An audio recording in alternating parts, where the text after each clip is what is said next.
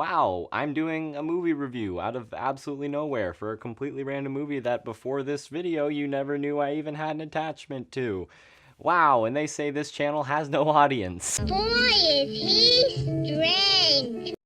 Hey there guys, what is up? It's me, Riley, and let's talk about Halloween. First of all, if you guys haven't seen the movie yet, I would highly recommend it. If you've seen the original Halloween and you're a fan of it, I would definitely recommend that you go out into theaters and watch that ASAP. Even if you haven't seen the original Halloween, it is a fantastic horror film, if not flawed, and definitely gets a thumbs up for me. So go out, watch it in theaters, then come back. I'm gonna try and keep this review relatively spoiler-free, but obviously there's gonna be a little bits here and there that I can't avoid if I'm gonna get my point across. So cool. So 2018 Halloween, how is it? Well, in my opinion, it is the best post 1978 Halloween movie. But that is not to say that it is without flaw. First of all, this movie's pacing is that of my grandpa's irregular heartbeat. It has way too many protagonists and not enough time. So instead of just focusing on Laurie Strode versus Michael Myers, it's Laurie and her daughter and her granddaughter against Michael Myers, plus a subplot involving the new Dr. Loomis, which is just a character who essentially plays the same role in the story. On the bright side, it does capture what made the original movie scary, and it understands it even if it doesn't always execute it properly. While the movie definitely understands why Michael Myers is scary for the most part, it misses one special secret sauce ingredient, which is what made the original Halloween such an amazing film. Slasher movies are very hard to make, not because they're difficult, but because in a way they're easy, and because of that, audiences can find them quite predictable. And as a director, your struggle is to figure out a way to make the audience think something's gonna happen and then subvert their expectations in a logical way so that they stay hooked on the story, and it's something unique and new and different, not just, you know, teenagers getting picked off one by one. The original Halloween did this by having Michael Myers hide in plain sight in daylight, which they did a lot in this movie and pulled off very well. But what this movie didn't quite pull off that the original did was the unbearable tension leading up to the final act. Michael Myers doesn't kill anyone on screen that we care about until the final epic scene on Halloween night. That was a fantastic and powerful narrative tool. For the entire first two parts of the movie, we're watching him stalk these girls, and we see multiple situations in which we're sure they're gonna get ganked by Michael Myers, but they don't. He just keeps stalking them. There's this one scene in the first movie where she's in the laundry room, and I remember the entire time I was watching that scene, I was waiting for her to get shanked by Michael Myers, but she didn't. He just let her go.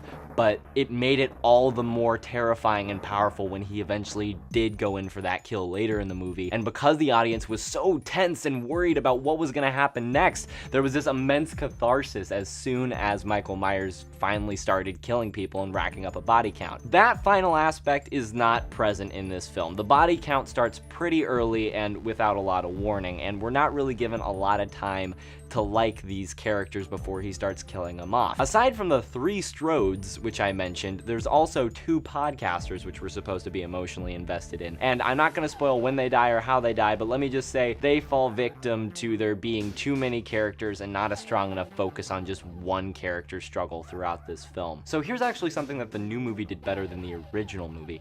In the new Halloween, there's this character who's totally the obnoxious cheerleader from the first movie, except there's a twist.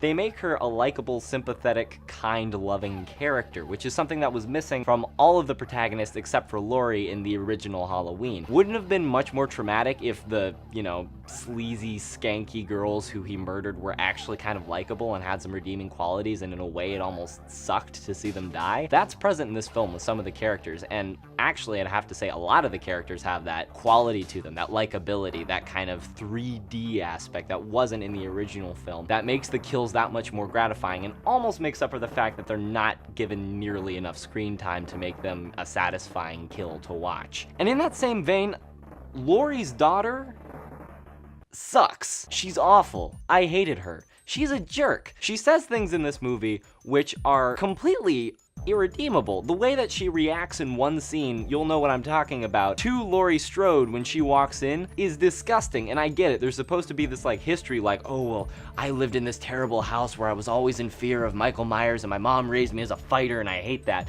But the scene where she delivers that dialogue is quite possibly the flattest delivery I've seen of any line in a big budget film in like years. Like, it was so bad, and she's a good actor and she does a great job, but that one scene where she's laying down the context as to why she's so cold towards Laurie was so bad that I couldn't find any sort of emotional connection to her, and the whole movie I just wanted her to die so that we could focus on the likable characters, the granddaughter Allison and Laurie Strode, and watch Allison, who is sympathetic towards Laurie, and Laurie, who's just constantly in this battle against Michael Myers, get their satisfying denouement of killing the masked man together in some sort of like, you know, maternal bonding way. I don't know. I just feel like her death could have actually empowered the story more than her presence moved the story forward. She was pretty pointless, and you could have replaced anything she did with either Laurie or Allison, and it would have been just as impactful and actually more entertaining and interesting. We had these two very likable characters with two very distinct goals, and I felt like this one character was sitting in the middle just like sucking all of the screen time that could have been used to create more interesting dialogue and context around them. And it ultimately made the ending feel a little unsatisfying because of the weird pacing and the fact that there were too many protagonists. Although the ending is one of the few options that they could have done that wouldn't make me mad. So when I say that, people think that the ending was bad, but really it wasn't. I like to think of it this way. There were 10 ways in which they could have ended this film. 7 of those 10 ways would have made me furious. 2 of the 10 ways, I would have been like, all right, this is okay. And then that last one way would have been the yes kind of way that would have made me psyched. And I know it was kind of unrealistic to ask for that last one, but that one in the middle, those two, I mean, that's still pretty good. If a movie like this is able to pull off an ending that doesn't make me furious, I mean, I'm down to clown with it. I'm okay with the ending of this film for sure. But of course, it felt unsatisfying and kind of choppy because not only of the weird pacing, but the weird editing. This film has weird pacing from an editing standpoint because it picks up a lot of cues from the 1978 original. And while the 1978 original's pacing, ending, credits, you know, it has its certain charm, the abrupt freeze frame which concludes this film feels out of place in 2018, and I'm still kind of conflicted as to whether or not I feel like it's cool that it's in line aesthetically with the original, or it's weird that it didn't feel satisfying as an audience member. There's practically no denouement in this film, like, period. It ends when it ends, and like, it's like, whoa. So I left the movie feeling very confused as to how I felt about it because I really didn't get a chance to feel it out per se. But I'm gonna step back and compliment this movie a little more to continue expressing the fact that yes, I really do like this film. The soundtrack is fantastic. It's the original John Carpenter unsettling 5/4 time signature piano beat, but it's got so many extra things. There's this interesting, I think it's a guitar chord, like a power chord, that like an Inception kind of bwong that they throw in there every once in a while. That's equally empowering and terrifying, and it really kind of makes it feel like this is an epic confrontation that both characters have been waiting for a long time, and it's both something that they love and absolutely despise, and it's like, ooh, like that was really cool. And also there's this one part of the soundtrack which I really liked, but I couldn't stop laughing because it was literally just the Goosebumps opening theme. Like that, it was literally just the Goosebumps theme with the Inception sound.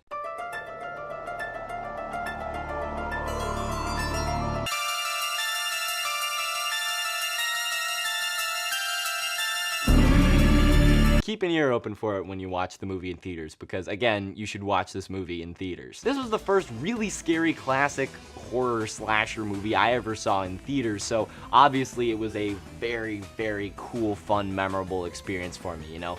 Watching the film have a live reaction with people, watching how when they made a character more likable, the audience groaned more and was like, oh no, when they knew that they were gonna die. That kind of feeling is priceless, and if you haven't felt it before, you should definitely check out this movie, and if you have felt it before, this movie's a good place to feel it again. So finally, I want to end out this review with a scene which I still don't know how I feel about. The motion-activated light sequence. Now, if you don't want any more spoilers, click off the video now. You already know how I feel about it, you already know my recommendation, but if you've already seen the movie, or you really don't care about spoilers, watch this part, because I am going to talk about a pretty integral set piece that happens during the movie. We're gonna spoil it if you want to see it, yada yada yada. So the motion activated light sequence, when it first started, gave me like a rush. Like, as a writer, like, I saw this and I'm like, oh, that's so cool, like, this is such a rad concept.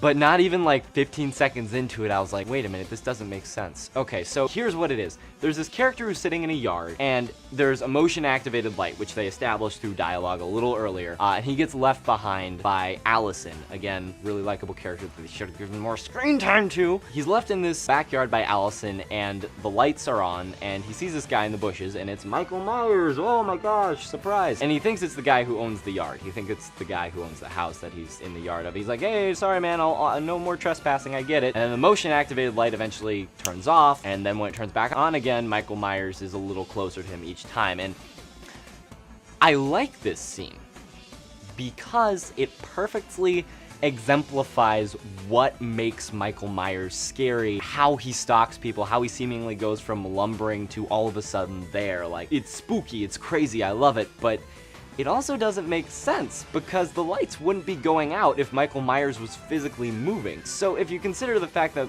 maybe he's a spiritual being as well as a physical and can move without being detected by the lights, if you put that headcanon in your head, you can get your suspension of disbelief back, but it's not easy, and I'm not sure if it's really cool or really stupid. I'm probably just like really naive and haven't seen enough movies or written enough to know whether or not something is really cool or really stupid quite yet. I'll let you decide when you see the movie or after hearing me talk about it whether or not you thought that that was a cool scene or a stupid scene. But in the end, I liked it. I think my overall feeling was like, okay, like, I'm willing to cut this film some slack. I mean, it made a decent Halloween movie when there really shouldn't be room for a decent Halloween movie, and I think that was admirable all on its own. So I'll give it a little slack for that scene, but it still bugs me to this day. Alright guys, so that is it for my review of Halloween. What did you guys think of it? Did you guys like it better than some of the sequels? Do you like this new canon that they have, where it's the first one and the 2018 one, or did you prefer the original fan headcanon that was 1, 2, and then H2O? Leave your